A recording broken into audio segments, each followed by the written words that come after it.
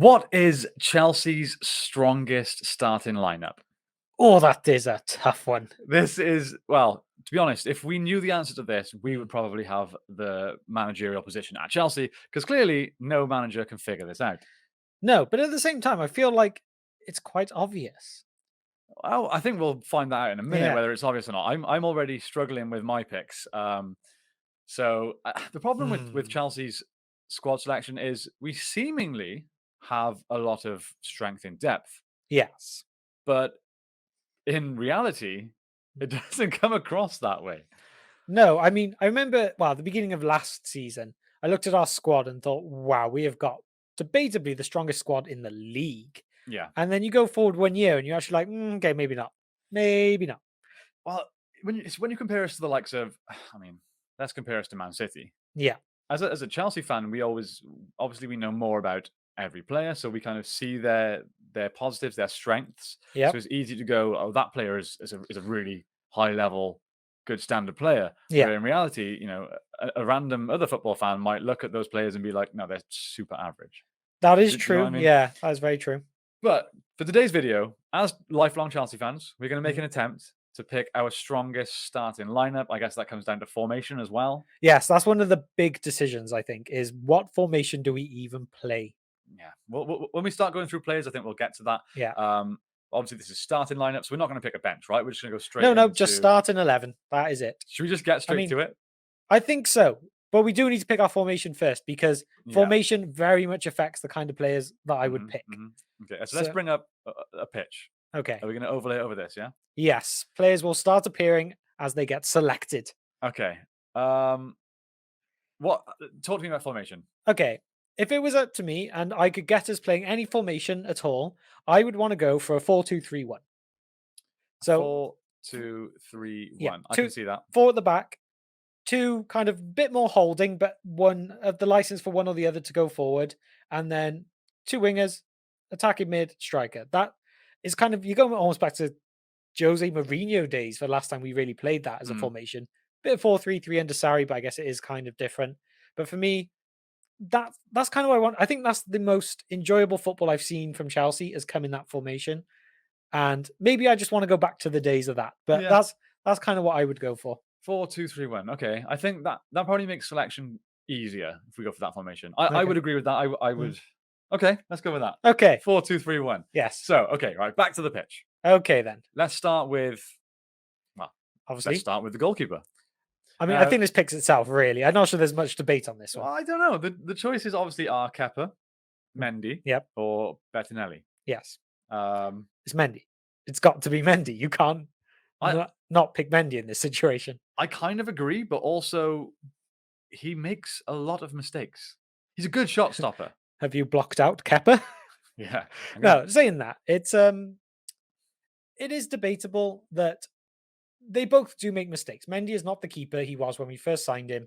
In that Champions League run, a lot of our defense isn't the same.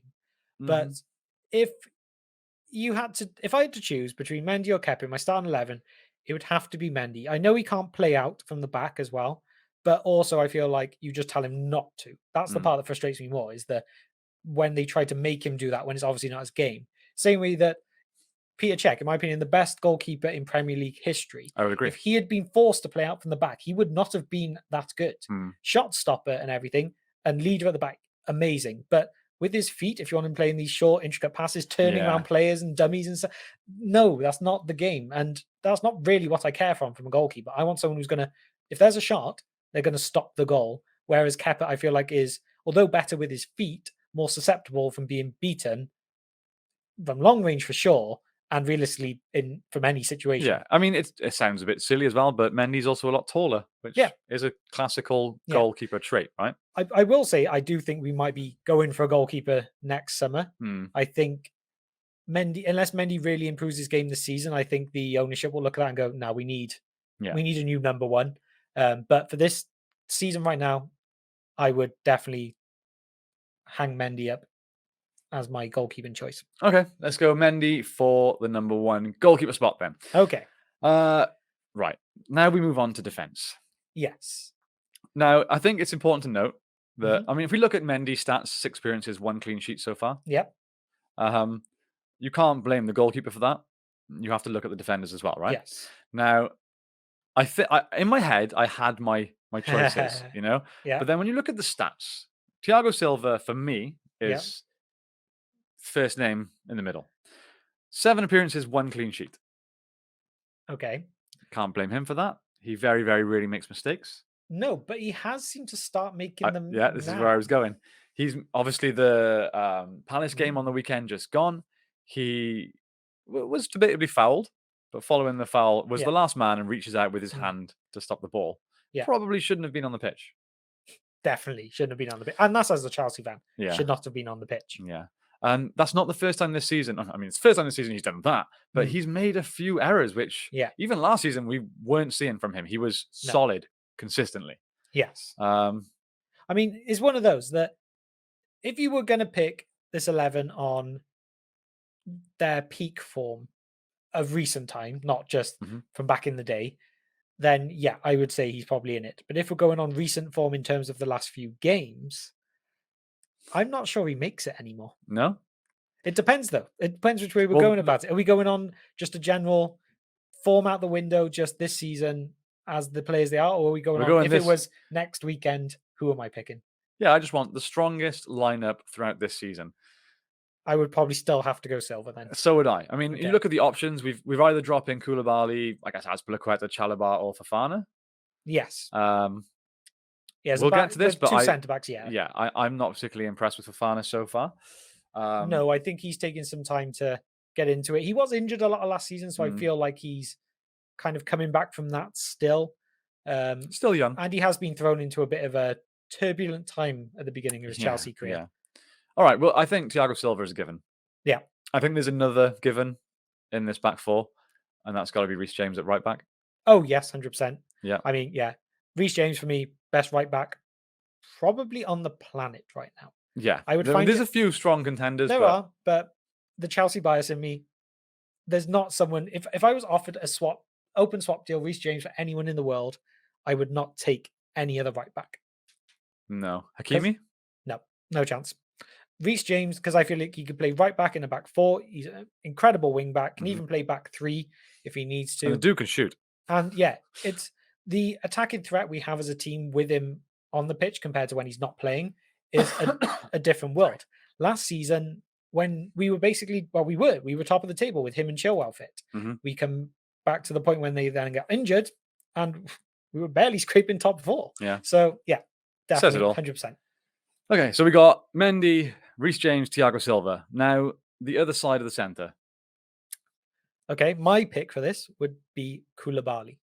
I'm going to agree with you straight away. Yeah. I know there is an argument to say Fafana, but Fafana's potentially I the future yeah, rather than the present. I feel like Koulibaly, okay, yes, he's not had the best start either, but I feel like that's just a general theme. And I feel like once these players kind of kick into gear and that chemistry clicks, Hmm. if I would have to pick one of those at a peak player during like this point in time, I think Koulibaly is just that step ahead of Fafana. Fafana Yeah, can become that player, hmm just wouldn't say he's right that level this moment. I agree. That's Okay. 3 of our back four done already. That means we're Okay. dropping, I guess, Chalobah and Azpilicueta. Yes, Dropping the club captain. I absolutely love Aspi. He is the second captain leader legend behind Terry. hmm He is basically Chelsea at this point, but sadly, he's just not quite the quality to be in the starting 11. I'm going to have to agree. That Well, leaves one position This is a for big one. it is. I'll let you pitch yours first then. So we got Mark Cucurella or Ben Chilwell. Yeah. I'm going to go. It's a tough one, especially we haven't seen much of Cucurella at Chelsea under Potter as well, which makes Mm. this decision even harder. But from what I know from a Chelsea player, I'm going to go Ben Chilwell. Mhm. And it goes back to what you were just saying about when we had Chilwell and Reece James fit in our squad, playing week in, week out, we looked like a completely different animal to when they were injured. Yeah. And even when Chilwell came back this season, he got ahead of Cucurella for that one game Mhm. and scored that crazy goal where he kind of headed it Yeah. backwards and then just tapped it through the keeper's legs. Like he's just quality all round. Yeah, he is a great attacking threat, but also he is so defensively solid. Yeah. Which I just trust him. And you can't forget, like, okay, yes, we signed Cucurella for a lot of money this summer. But we signed Chilwell for a lot of money last summer as Mm, well. He wasn't exactly like oh, let's spend 15, 20 mil on this guy as a squad player. mm, We were signed to be a starter, and he is easily good enough, in my opinion. Now, I would say if we were going to change it to a back five, I would put Cucurella in that last defensive spot as the left sided of the three. of the three. I know Koulibaly prefers the left side, but I think he's more adaptable. Mm, But yeah, if I had to drop one for me, Chilwell is starting in that team I every agree. day of the week. And something that people don't think about as well is he's this is going to sound strange. When he's fit, like he's fit. He Yeah. works just as hard in Mm. the 90th as he does in the first, you know. So Yeah. that's something I definitely want to see from a defender. Yes. So that's our back four, and I keep it done. We've Yes. got Chilwell, Koulibaly, Thiago Silva, Reece James, and Mendy. Yes. Okay, so we're going for a 4-2-3-1. So on to our two holding midfielders. Yes. Okay. One's okay. I'll let you pick. All right, You go first. Kante. Yeah. I mean, if the man is fit, I I could struggle to think of a single team on the planet he would not get into Yeah, when he's fully fit. He is the difference between us challenging for a title and challenging to get into top four, I think. yeah, And the fact he's only made 2 appearances this year yeah. just speaks for the struggles that we've had. I think if he had been fit this entire year, Tuchel would still be there. No issues. I truly think that I never want to say that one player makes all the difference Mm, because I mean, they don't, but we're just a completely different team with yeah. or without him. Yes.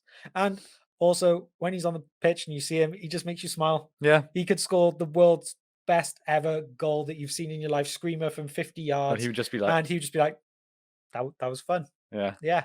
he's a great guy. He's so solid. Yeah. He's the hardest working player I've ever seen. I think Hmm. reads the game so well. Like he's just such an intelligent player. And if he's in your squad, he has to be on the starting lineup, no doubt. Yes. Okay. Okay. To partner him, then I would, Hmm. and for me, this is certain in my head, Okay. Mateo Kovacic. Yeah. I think he has shown that he is an incredible player. And again, he's another one who's just not been good with injuries. Mm, And that has been his biggest problem. Now, okay, there will be the people out there who say Jorginho, mm. but for me, I am in the band of Jorginho should not be starting for us if we want to be challenging at the top. Jorginho is a player that I feel like his creative flair kind of Mm, got found out after like 2 seasons mm. at Chelsea. Yeah, but I would also say if Kante's next to him, he can get away with it, Yeah. which is what kind of helped him a lot. And to be honest, even if you look at France and stuff, Pogba with Kante next to him looks a world beater. Then Mm, obviously last season when you put him back at United, he looked extremely average at times. yeah. It's the effect Kante has on the rest of the team. The work that he does makes other players look so much better than what potentially they actually are. Yeah. And for me, that means that Jorginho he benefits from Kante more than Kovacic needs Kante in Yeah. the team. I think not picking Jorginho is probably controversial after he's Mm, had such a good season all round, obviously with Italy as well. mm. Um, not yet. Yeah, last year? Yeah. Yeah. He was even in the running for the Ballon d'Or at one point, right? Yes, Having won the Champions League and and the the Euros. yeah. But for me, Mm, I don't know. Obviously, a lot of players judge it on his overall success in part of a team, but yeah. watching Chelsea week in, week out, I see his mistakes, and Yes. then it's It's not like Silva where you're like, "Ooh, he's made one in the last 5 games." mm, It's like he's giving away possession very regularly. He's mm. fumbling on the ball just outside his own box, and for me, that's not acceptable. No, it is he's been caught out multiple times just this season Yeah, with trying to play it to be too pretty with yeah, it, be too be clever. too clever, and we concede from it. And Yeah, it's just I don't feel as safe with him in the team. Now, if we're against a team that's just going to sit back against us and we just need a goal, he can pick that pass. So I'm by no means in. I don't think we should sell him. I think he's a great player for the squad.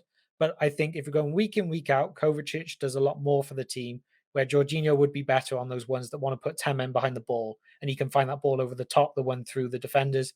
That's where he comes into it. But in terms of this formation and the way it would play, I think Kovacic and Kante would be the ideal partnership there. I agree. But throwing a curveball into this, you could also put Loftus Cheek in that role. Yes, there is Loftus Cheek, and there's also Zachariah as well. They're both there. They're both potentially more defensive. Um, I mean, we haven't seen anything of Zachariah yet, so I Mm, can't really comment on him. I've never seen him play. I didn't really know about him at Juventus. But the fact he's not getting really in the team yet Mm. doesn't fill me with confidence. Loftus-Cheek is a player that I have loved for a long time, and I've almost been gutted he hasn't kicked on to the player that pretty much anyone associated with Chelsea says he could be. He has been so unlucky with injuries. Yeah. Um, he's powerful. He's actually very skillful. He's got decent pace. He's good on the ball. He's good off the ball. He could be that all-round amazing midfielder, Yeah. but there's just something that doesn't quite click for him, and I'm not sure what it is. I'm a big fan. Yeah, But putting him above Kovacic, I'm not sure. So no. I think we'll go with that. Kante Again, and Kovacic. I wouldn't want to sell Loftus-Cheek. I would very No. much want him as part of the squad, but it's that starting 11 is just that next step that I just Yeah. don't think he's got it. No, but Just like at this even time. on the weekend against Palace when he came on, looked great. Yes. And that's an important Yeah. thing to have off your bench. Having players that can come on and make an impact. Or even if they're not making an impact, they're just solid, reliable players. And he is that for me. Yes. Okay. So we've got our 4 and our 2. On to Yes. our 3. I think for me, this is without a doubt the hardest. Yeah, this is where it gets really difficult. Right, let's look at our options. We've got Pulisic, Mount, Ziyech, Havertz, Gallagher. I don't know how to say that. Chukwuemeka.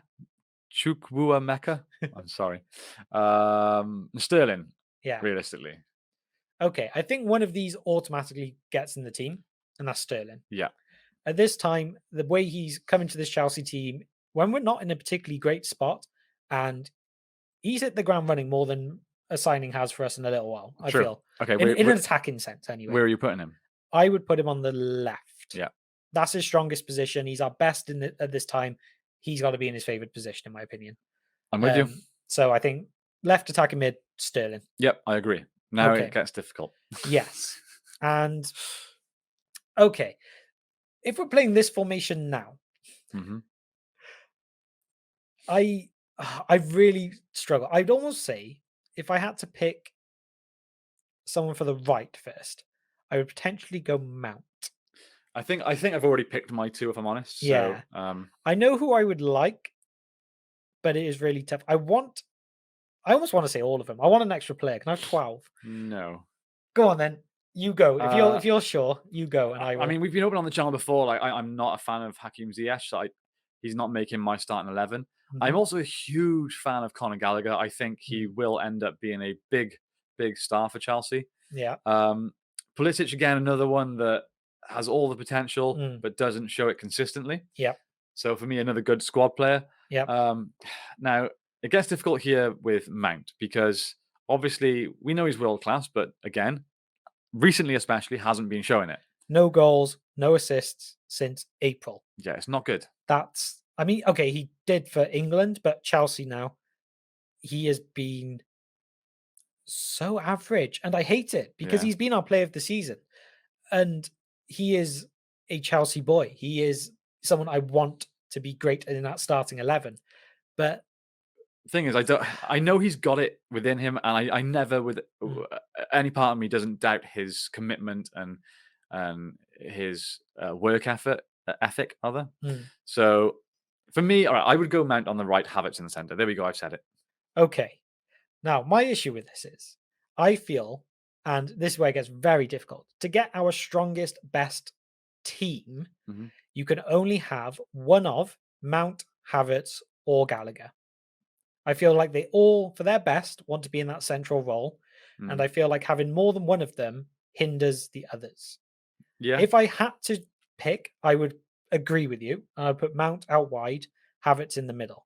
Havertz's best is when he's kind of got that free role behind the striker and he can kind of just float around. He showed it for Germany and he scored a screamer against England doing it. But Mount also did the same. Well, your only other option is to drop one of them, put Mount or Havertz in the middle and Pulisic on the right. That would be my other. Yeah, that's kind of what I was thinking. Is potentially okay. Yes, Pulisic again is a player that has been inconsistent, not necessarily like we know the quality is there. We know he can do it, but we also know that he fell out with Tuchel. So if he's now given a new lease of life under Potter and he can rediscover that form, which was getting him to start in Champions League semi-finals for us, and really be gutted the fact that he was dropped for the second leg, then that player deserves to be in the starting 11. It's true. But that's also a big what if on if he can rediscover that form. I almost feel like he's a player that benefits more from starting. I always used to think, oh, he's a great impact player. He can come and Mhm, make all the difference. But I feel like when he comes on from the bench, he's a mhm. tryhard. Yeah, He wants to impress. He comes on, tries to beat everyone, yeah. and it almost hinders his performance. I feel like he's best when he's starting. He's a bit more Mm, relaxed. He's got time to get into the game. So, I mean, I agree. It does make sense to give him that opportunity in the starting mhm. lineup. But how much has he really impressed? Well, I feel like he impressed against Palace, and that's really the most we've seen of him recently. Yeah. So it's hard to judge. But okay, just to be, I'm going to let you make the final decision, but I will just put my final point out there. Okay. Havertz, love the guy. He has not done it in a Chelsea shirt. Hmm. Mount, love the guy. He is completely out of form. Potentially, then, if I was going to pick my best 11 right now, I'd be putting Gallagher in that attacking midfield spot with Pulisic on the right, and then Woo. obviously Sterling on the left. In terms of form, right now, is going to win us a game this weekend or tomorrow against AC Milan. I feel like those three have the best chance of doing it. It's hard to argue. So I'm going to leave the decision up to you. That's my point. I 100% agree with that. If we're talking in form right Yeah. now, picking the squad for tomorrow, that's what I'm going with. But Yep. I just want our strongest lineup in Okay. general. Okay. Um, for me, I would stick with Mount on the right, Havertz in the middle. Yeah, to be honest, I can't. That is, it's one or the other. I feel Yeah, like so. yeah. Yeah, I, if ca- I, I couldn't be happy dropping Havertz and Mount from my starting Chelsea no, 11. it's just Mount on the right is that Yeah, but iffy one. he's adaptable. But then, yeah, the other thing is the front. Well, realistically, the front four when we pick our striker as well, they do become quite interchangeable, and I Mm, think that's yeah, something yeah, that is strong with that yeah. I those mean, like players. So Havertz can play a number 9 yeah, realistically. So but yeah, okay then we're going with that. we'll go with that. Okay. Now, who could our striker be? Who's our number one? I mean, at the Hmm. moment, the guy that we're thinking in I terms of mean, the Premier Loftus League, Cheek has played up front. yeah, he's also played in the back four. Yeah, uh, um, yeah. I mean, this this is man has one appearance, one goal, which is a 100% goal record. So why wouldn't we pick him? yeah, Pierre-Emerick Aubameyang. yeah. It picks itself. The only other option really is Brozier. Yeah, and I feel sorry for Brozier that he hasn't been given more of a chance in the build up to Aubameyang getting back He fit kind of since we has signed though. him. He's had a little bit of an opportunity. I wouldn't call it enough. I wouldn't call it enough to really be able to stake a claim or prove himself. It's bit parts in games which we're not necessarily always been in. When he's come on, he's actually looked very impressive. It's one of those. If our games hadn't been cancelled because of the death of the Queen, Hmm. and Aubameyang was still trying to find fitness, I think he would have had more of a chance. And if he got in a goal or two, you never know. We might be sitting here going, "Well, young Brozier definitely got to be in there. Aubameyang's great to be on the bench to bring on late." But because of the situation, Aubameyang has to be in that starting lineup. Yeah, simple as that for me. Yeah. Well, there we have it. Who would you pick as our manager? Me. Yeah. We haven't given Potter enough of a chance to see what he's really going to No. do with a squad like Chelsea. So, Okay, bonus question then at the end here, because I've actually seen this quite split amongst the Chelsea fans. mm, And if you're watching, I'd love to know comments below what you think. Will Graham Potter be there at the end of the season? yes. I agree. I find it really strange that there's a lot of people out there, many Chelsea fans, who don't think he will last the season. Nah, you've got to. I know it's But Chelsea and we have a reputation, but you've got to give a manager one full season yeah, I think you've got to give him the chance. And I and the think, transfer window. yeah, oh yeah, you got to give him next summer. Okay, yeah, I know. Find the ownership gave Tuchel a transfer window, gave him all Mm, his players, and sacked him anyway. But there was obviously a lot more to it. yeah. This is a Bowley pick. Hmm. He's given him a contract that if he wants to sack him this season, you're looking at 50 million plus Hmm. to Potter to get rid of him, which is out of this world money for a manager. Yeah. Um, so I think we could have an awful season and he will still be there next year. Maybe this time next year, if we start next season very badly, if we have a bad season as well this year, Yeah. maybe he would go, but I Hmm. can't see him being gone before the transfer window. No, I agree. Okay. Okay, so just to confirm, then our starting 11 is Yes. Edouard Mendy in goals, Yes. Reece James at the back, at the Hmm. right, Koulibaly and Thiago Silva in the middle, Yep. and Ben Chilwell on the left. Yes. We then have a holding two of Kante and Kovacic. Hmm. Then an attacking three of Sterling on the left, Havertz in the middle, Mason Mount on the right, Yep. and Pierre-Emerick Aubameyang at the top. Yep. I think that sounds good. We're winning the Champions League. Of course. Oh no. We're due the Europa League next. Oh yeah, true. That's the It's way that it time. goes. Yeah. Okay, guys, let us know in the comments down below if you like our picks, if you agree. Do you think we are stupid? Either way, let us know. Join in the discussion. It's all fun and games. Yep. We're never really going to get to make this choice, so it's fun to give it a go. Oh, yeah. Theoretically. Yeah, and I'd love to see, like, even just within the Chelsea fans, how different this all is. Mm. And if you're not a Chelsea fan, from the outside, do these decisions make sense or not? I'd be curious to know. Interesting. Let us know. As always, guys, thank you so much for watching, and we will see you next time on Final Whistle Football. Bye, guys.